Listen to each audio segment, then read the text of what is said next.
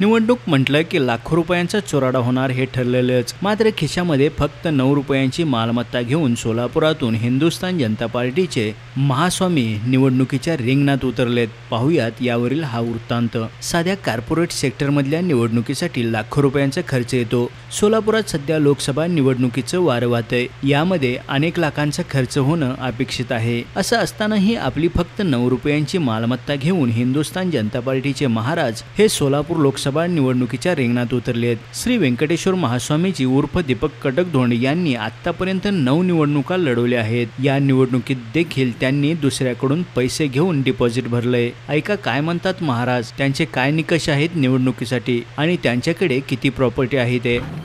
Nomination मी 19 तारखेला केलेलं होतं सुरुवाला 1 नंबरमध्ये। नॉमिनेशन आपलं सोलापूर DC चुनावणाधिकारी रिटर्निंग ऑफिसर ॲक्सेप्ट केलेलं आहे। डॉक्युमेंटेशन सगळं कंप्लीटेड डॉक्युमेंट आहे म्हणून त्याने ॲक्सेप्ट केलेलं आहे।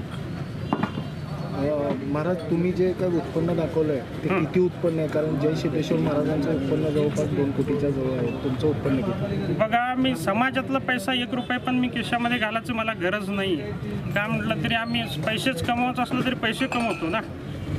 उत्पन्न का किती दाखवलं? उत्पन्न कशाला पाहिजे? आता जेवण दाखवलं मी 9 रुपये, त्याच्यामध्ये दाखवलं माझ्याकडे असलेले तेवढे पैसे 9 रुपये। फक्त तेवढेच आहेत। तसं प्रतिज्ञापत्र डिपॉझिट लोन घेऊन भरलं। एका माणूस मला दर्यापत तुंगळ म्हणून माणूस दिलाय की ते रिटर्न करायचे पुढच्या भविष्यात मी देऊ त्याला। जर का तुम्हाला तशी ऑफर आली की तुम्ही माघार घ्या म्हटलं? नाही, माघारी मी कधीच घेतलो नाही आहे। आतापर्यंत मी 9 इलेक्शन लढलेलं आहे।